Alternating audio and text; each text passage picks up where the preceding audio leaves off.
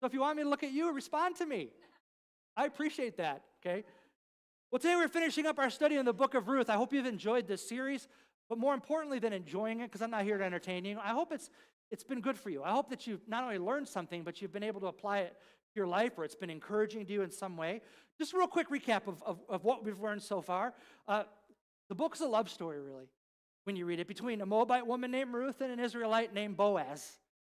And I'm just going to give you the basics in a moment here, but rather than catch you up on all the details of the first 3 chapters, let me just encourage you. If you haven't been here for the whole study, this is why we put it on YouTube, okay? So all 3 of the previous messages are on YouTube. Go there, listen to them online. But first this morning, I just want to point out that if you read the entire Old Testament, you'll notice something. That it's not only full of historical accounts of how God reveals himself through the Israelites, but it's also a revelation of Jesus. Yeah, it's true. There's a revelation of Jesus woven throughout the entire Old Testament. We see it in various ways throughout the whole Old Testament. For instance, in the case of the book of Ruth, we see a wonderful love story between Ruth and Boaz, right, who becomes her, what? Redeemer, right? Which is also a beautiful picture of Christ, who is our Redeemer. And just like Boaz redeemed Naomi and Ruth, Jesus redeems us from our destitute condition, and he makes us his glorious bride. The book of Ruth also serves a really important purpose of preserving the lineage of David from where Christ eventually descended in fulfillment of prophecy. So quick recap, at this point in the story where we're at this morning, Naomi and her 2 daughters-in-law, Ruth and Orpah, they all lost their husbands. They all died. And so Naomi decides that because they're in such a bad situation that she's going to go back to Bethlehem to her own people. She's an Israelite, in the hopes of finding safety and provision there. She's got some property there that though she can't work it, she could sell it. And so she's going to go back there. And her one daughter-in-law, Orpah, decides she's not going to go. She's going to stay in Moab among her own people. But the other, Ruth, she chooses instead to stay with Naomi, go with her to Bethlehem.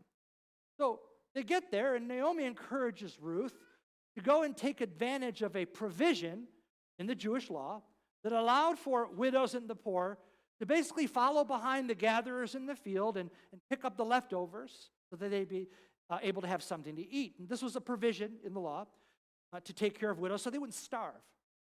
But there's also another provision in the law, which we're going to read about today for widows, whereby the nearest living relative could redeem that widow, could marry her or purchase her land and commit to taking care of her and her family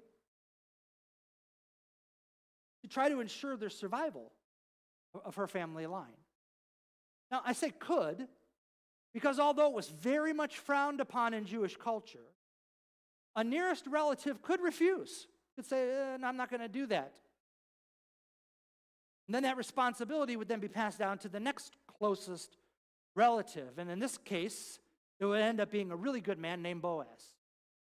And what we know at this point in the story is that Boaz and Ruth have fallen in love. They have feelings for one another. And clearly Boaz wants Ruth to be his wife. He's more than willing to redeem her, to marry her, and take care of her and Naomi and their family. But he's not the closest relative, though.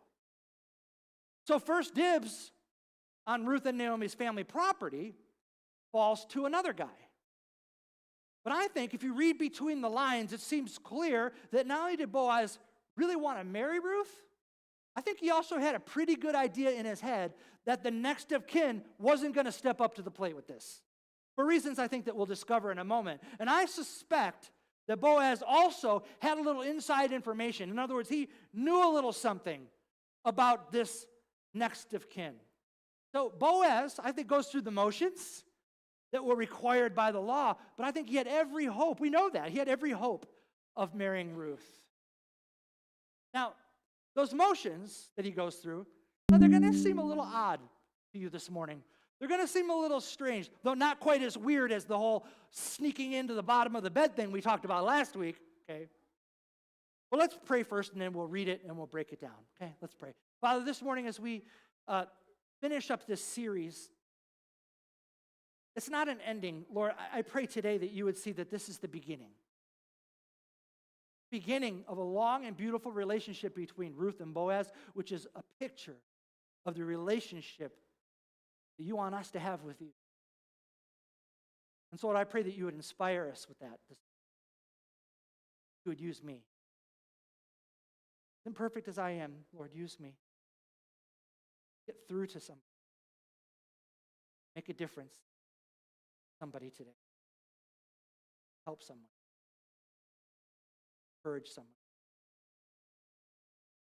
I just submit myself to you this morning. Take me as I am and use your purposes.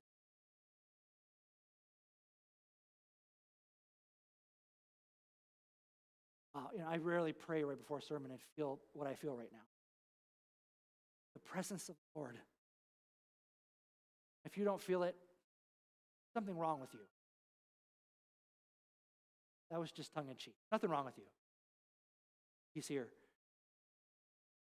All right, let's see if I can get through this. Ruth chapter 4, verse 1. Now Boaz had gone up to the gate, sat down there. Behold, the Redeemer, whom Boaz had spoken, came by. So Boaz said, "Turn aside, friend, sit down here." He turned aside and sat down. And he took 10 men of the elders of the city and said, "Sit down here." So they sat down. Stop right there. Let's pause, because that's quite a scene. Boaz goes to a very public place. Listen, he's an honorable man. He's a righteous man.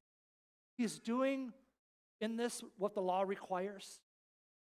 He goes to the most visible place in town, the city gates. And what's really interesting about the city gates is that this is where the elders of the town would gather in order to settle disputes among the people. If there was a problem and you needed the elders to kind of step in, they wouldn't go to the hospitality room. They would go to the city gates in public, and they would settle disputes among people. But I suspect that the city gates was also a place where the elders would just hang out, right?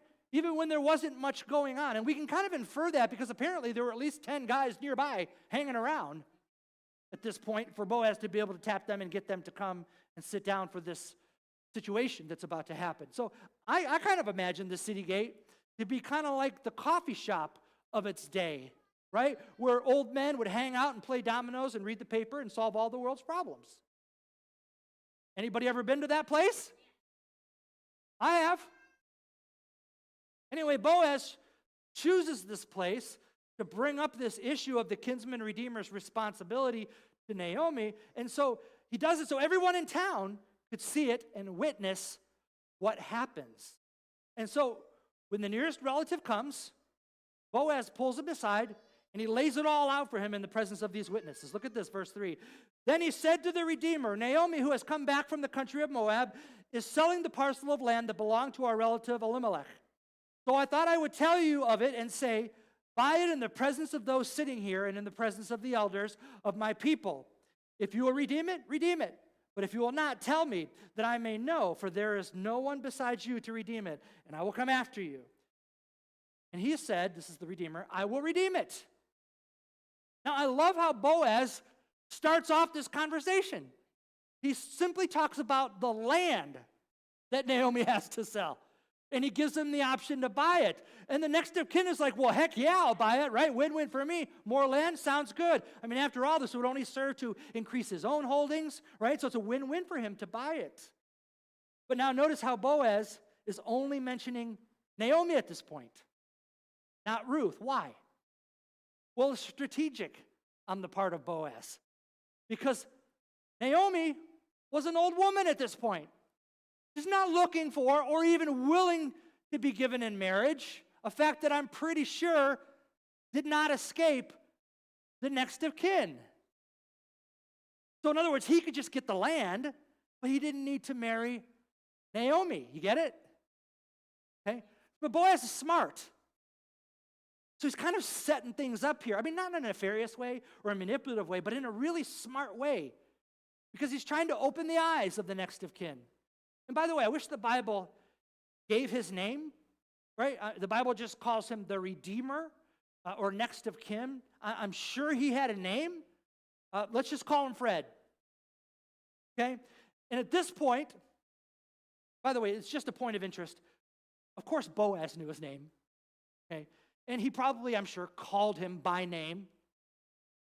But traditionally, it was kind of a way of showing contempt for an individual to not include their name in a written or oral account if they have bad character, right?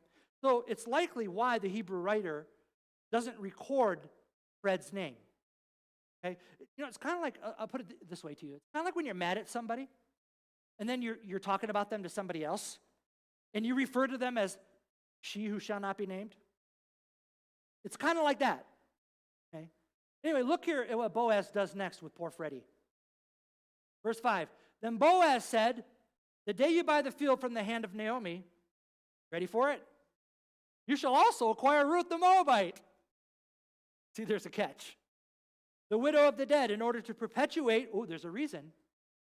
But you don't just marry her, you got to perpetuate the name of the dead in his inheritance. Now you need to understand what's happening here. This is what Boaz knew about old Fred. He knew this about him. He knew that he was not interested in another wife or more kids.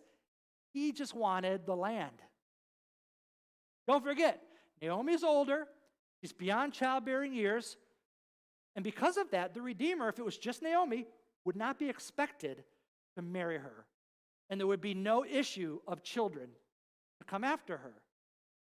But he now accepts Ruth as his wife.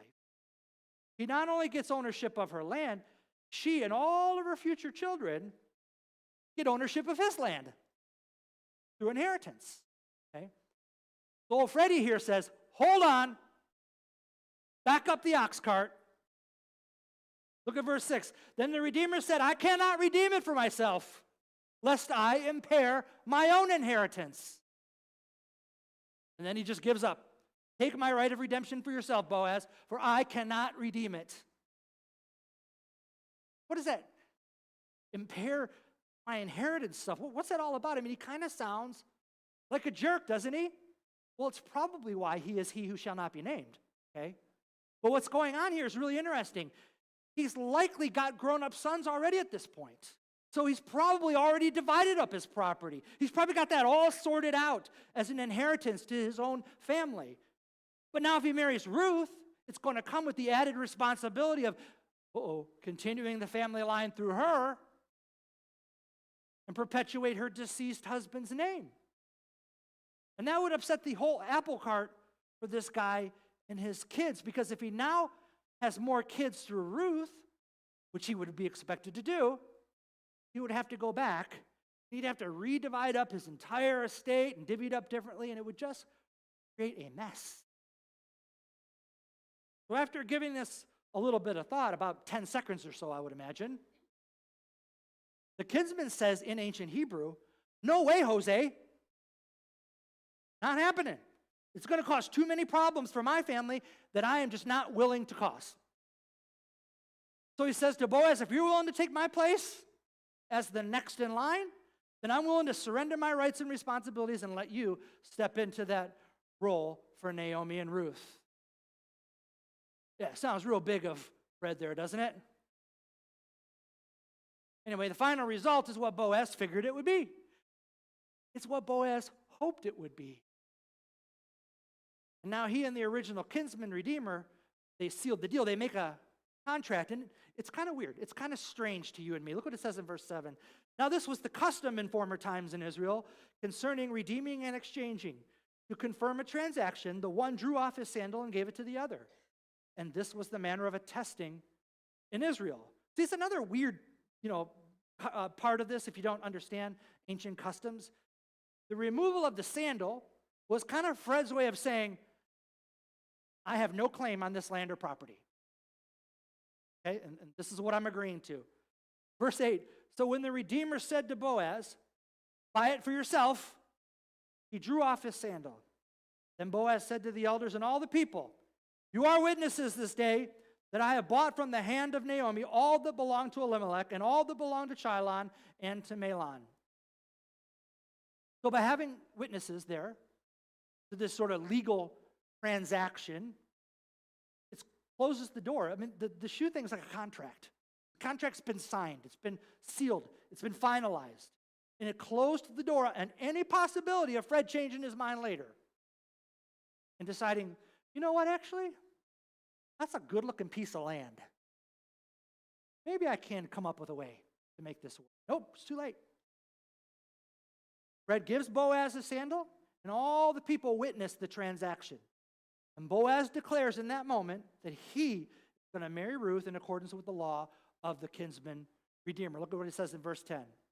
Also Ruth the Moabite, the widow of Mahlon, I have bought to be my wife. Sometimes my wife says, you don't own me, you didn't buy me. I says, yes, but I'll be paying for the rest of my life. That's just a joke. Man, you people cannot take a joke. You know she's the apple of my eye, right? You know she's the best thing that ever happened to me. She has a great sense of humor, better than you. But anyway, I have bought to be my wife to perpetuate the name of the dead in his inheritance, that the name of the dead may not be cut off from among his brothers and from the gates of his native place. You are my witnesses this day. Then all the people who were at the gate and the elders said, we are witnesses. May the Lord make the woman who is coming into your house like Rachel and Leah, who together built up the house of Israel. May you act worthily in Ephrathah. This is the overall territory that Bethlehem was located in. And be renowned in Bethlehem. And may your house be like the house of Perez, whom Tamar bore to Judah, because of the offspring that the Lord will give you by this young woman. Remember Rachel and Leah, from whom the tribes of Israel descended, and Perez, who's the patriarch of Bethlehem, from whom the Bethlehemites descended. This is all important ancestral information. It's going to tie in with the genealogical purpose of this book at the end of this chapter. By the way, it's recorded as well in Matthew chapter 1. But first, look. Boaz has declared publicly his intention to marry Ruth. And the whole town's excited for them. I wonder if that's because some of them are like, we kind of saw this coming. Right? You make a cute couple, whatever. They know Boaz is a good man. Probably a better match than Ruth and Fred. They've heard that Ruth is a worthy woman. So they pronounce a blessing, another common tradition at the time on Boaz and Ruth. Then they marry. They consummate this beautiful love story in this relationship. Look at verse 13. So Boaz took Ruth. She became his wife. He went into her, and the Lord gave her conception, and she bore a son. Then the women said to Naomi, blessed be the Lord, who has not left you this day without a redeemer. May his name be renowned in Israel. He shall be to you a restorer of life and a nourisher of your old age. For your daughter-in-law who loves you, who is more to you than 7 sons, has given birth to him. Then Naomi took the child and laid him on her lap and became his nurse. And the women of the neighborhood gave him a name, saying, a son has been born to Naomi. They named him Obed. By the way, that's another weird tradition, isn't it? I'm not letting you pick my kid's name. You know what I mean? Wouldn't do it. But more importantly, this is the beginning of what we're going to see, the genealogy here. It's really important. It says he was the father of Jesse, the father of David.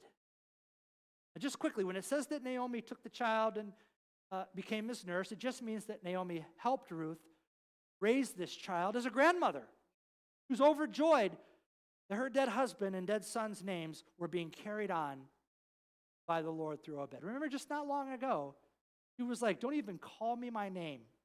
Call me bitter. That's how broken she was. Now she knows how blessed she is. And that's all that means. And I hope someday for me, I know my wife agrees with this, I hope someday that I get to know the joy of being a grandparent.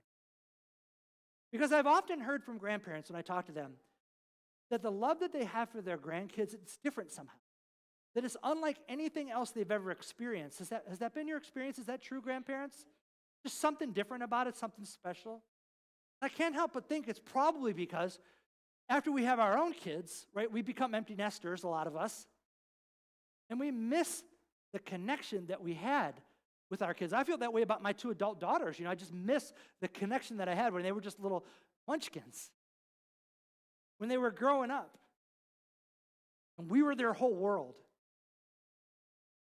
And I think when we get grandkids, we get to do it all over again, but with one great additional benefit. Does anybody know what that is?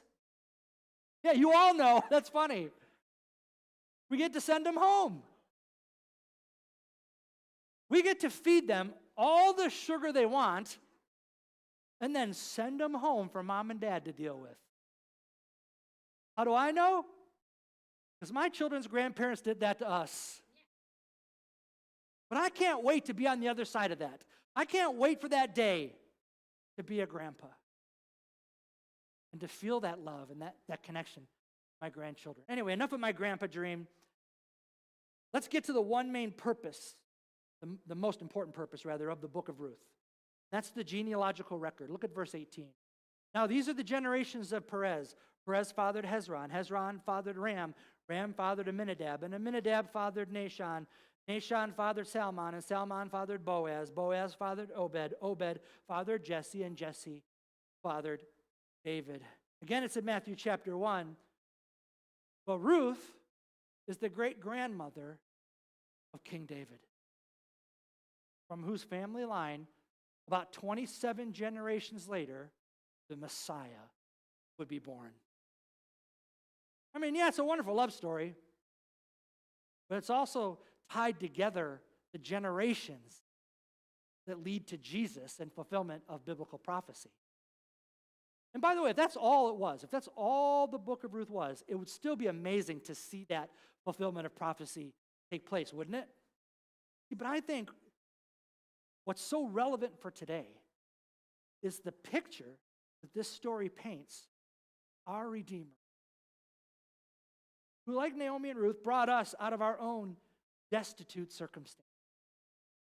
What do I mean by that? I mean being steeped in sin and without any hope. Like Jesus said, sheep wandering around without a shepherd.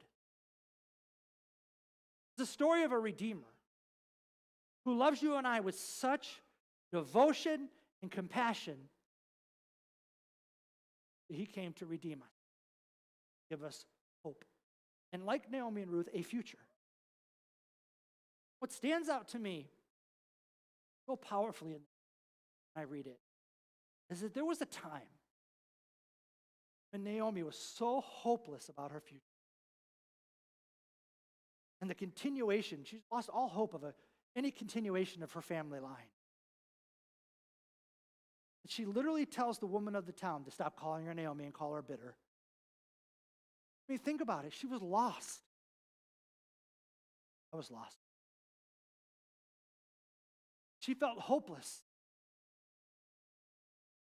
If you don't know Jesus, you don't really have hope. At least not for anything beyond this life. She felt abandoned. She felt unlovable. She felt afraid. She felt vulnerable. She was vulnerable. Open to all sorts of attacks. She felt cursed. She felt alone. But look what the Lord does. Look at the great Redeemer. He makes her mother again through her daughter-in-law. Although it's not necessarily intended to be a main lesson of this book, I can't help but notice who God uses this purpose to bring about the Messiah, who he uses. It's pretty amazing. And I think it speaks to us of who God often uses for great purposes, doesn't it? I mean, he uses Ruth, who's a woman from a pagan country, part of a pagan people, who has a checkered and imperfect past. He uses her to accomplish his will in bringing about his son into the world. And he uses a broken woman in Naomi. Think about it, to get Ruth to where she needed to be able to meet and to marry Boaz. God orchestrated all that. So it's not lost on me. And I hope you'll hear me today, that this is what God often does. He used Paul, who was a persecutor of Christians. Paul was a bad guy. What we learn about Boaz, he was a good man. We don't learn that about Paul when we were first introduced to him, when his name is still Saul. He's not a good man. God calls him, changes him. uses him to essentially start the New Testament church and write 2/3 of the New Testament. It's amazing that he would pick Paul. He used Peter. Remember Peter? Denied Jesus 3 times. Fearful and afraid. He used John Mark. He's the young kid who ran away naked in the Garden of Gethsemane when Jesus was arrested. He used Thomas. You know, Thomas who demanded a sign, proof that Jesus had really risen from the dead. Oh, show me the nail-scarred hands. Show me the holes in his feet and side. He used Rahab, a one-time prostitute, the mother of Boaz.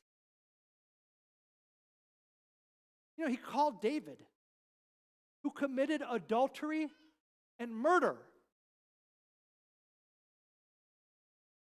Take a message for me, please.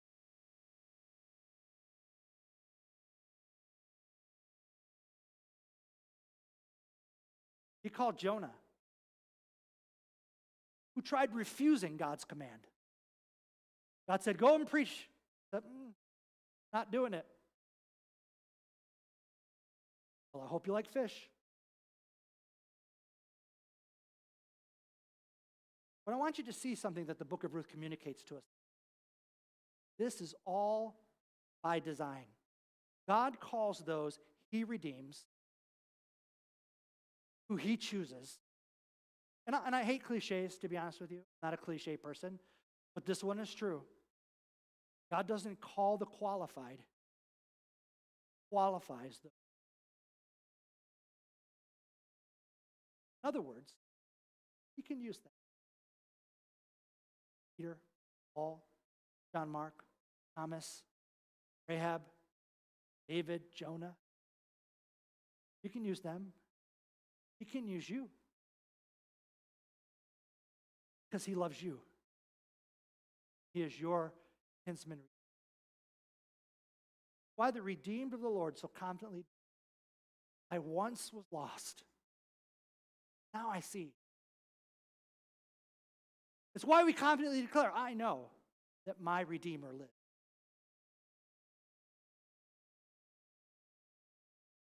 If he can use all those imperfect people to accomplish this will in the Bible, guess what? He can use you too. But perhaps more importantly, listen, if he can accept and forgive and redeem those really flawed human beings, and ultimately then change them so that he can use them for his purposes, and he can accept, give, he can. You know how I know that? Because he did it for me. Let me speak to the Christians. Everybody. I don't really need to give you a salvation message because you're saved. But here's one thing I know. Saved people often walk around feeling unforgivable. Because they have this inner dialogue, right? I should be a lot further along than I am. I should be doing better. And I wonder if Jesus is angry with me, disappointed in me, frustrated with me. Because that's how I feel with myself. I know I should be reading the Bible more. I should be praying more. I know I should have more courage for my faith. I should be. I think sometimes Christians, they're the ones who carry around with them the most shame.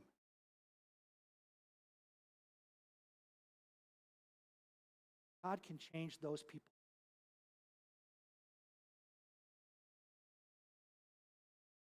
I know because he changed.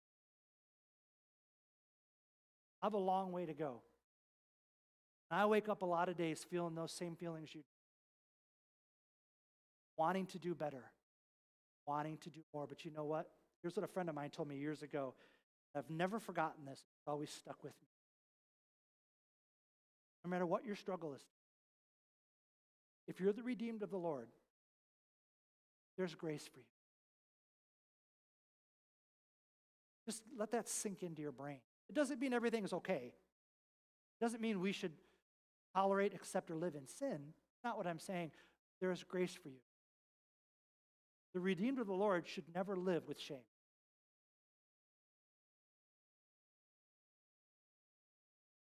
There are times when God is going to tell you, knock it off.